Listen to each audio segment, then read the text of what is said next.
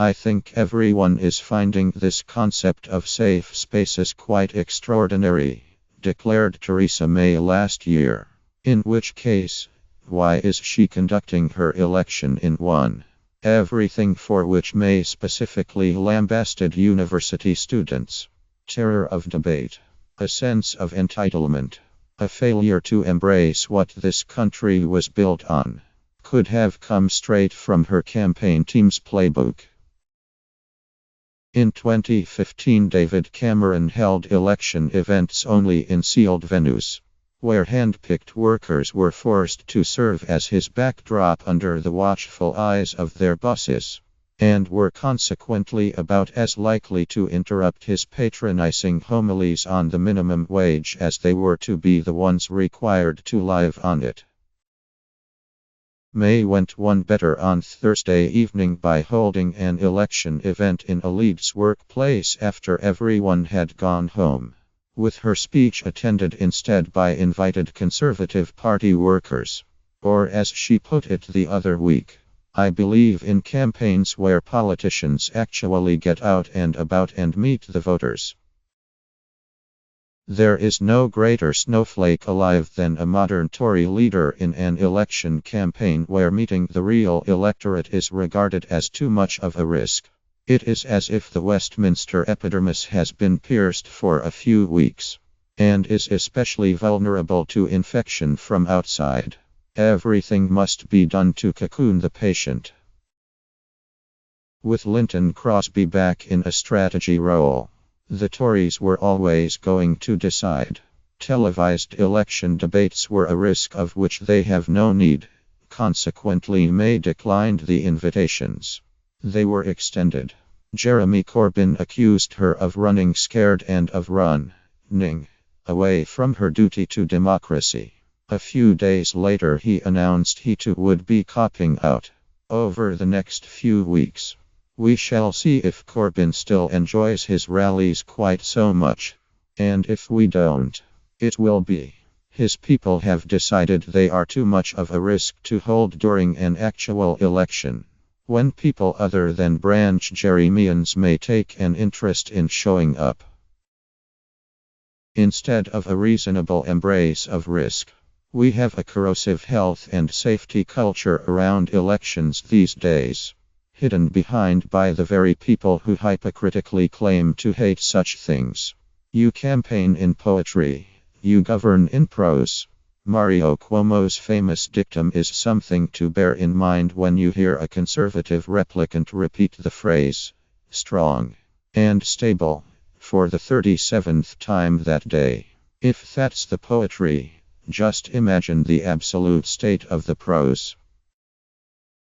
The 2015 Tory manifesto repeated the word plan 121 times. Devoting a mere 7 words to one aspect of this plan would affect the lives of millions of voters. Namely, we will find £1 from welfare savings. That was it. As John Lanchester pointed out in the London Review of Books, they devoted 3 times as many words to polar bears.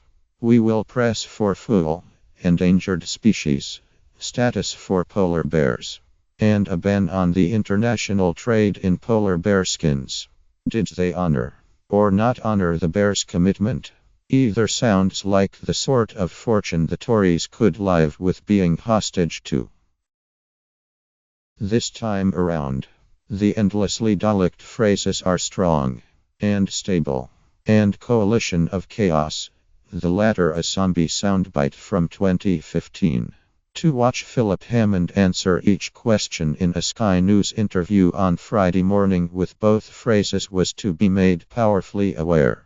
You can win without really respecting the electorate, or even letting it know meaningfully what it may be voting for.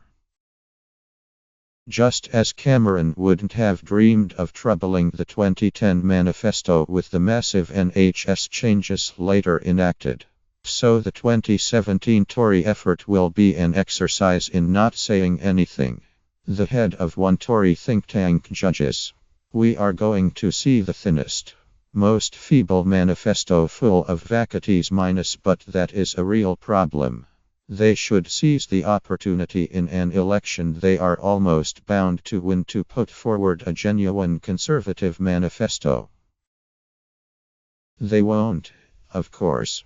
May has not so much called an election as shut one down. Forgive the return to this. But I find it impossible to watch modern electioneering, particularly as practiced by the most successful side, the Tories, and not think of Jose Minho's football methodology as codified by his biographer, Diego Torres. 1.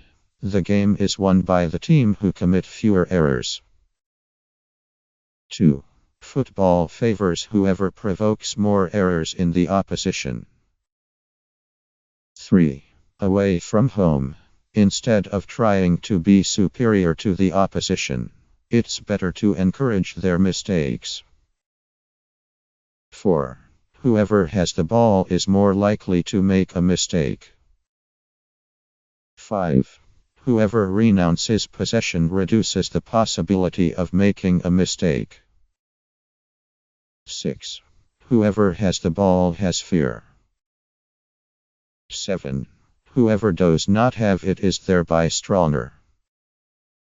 Minho, who once advanced to a Champions League final after a game in which his side had a mere 19% of possession, has long been accused of practicing anti-football.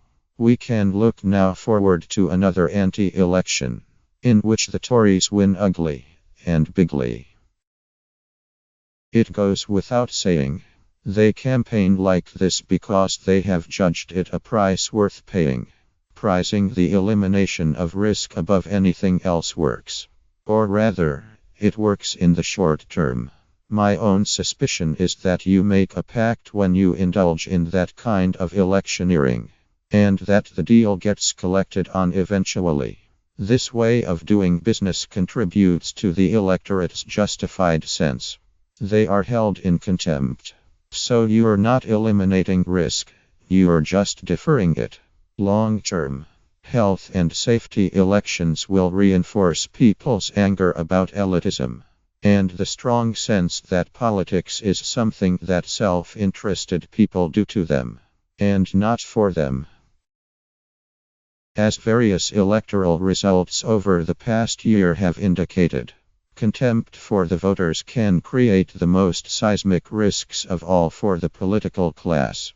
After all, if your plan was so good you said plan 121 times, how come you're now editing the Evening Standard or turning tricks on the after-dinner circuit? Something for the current strong and stable parrots to bear in mind.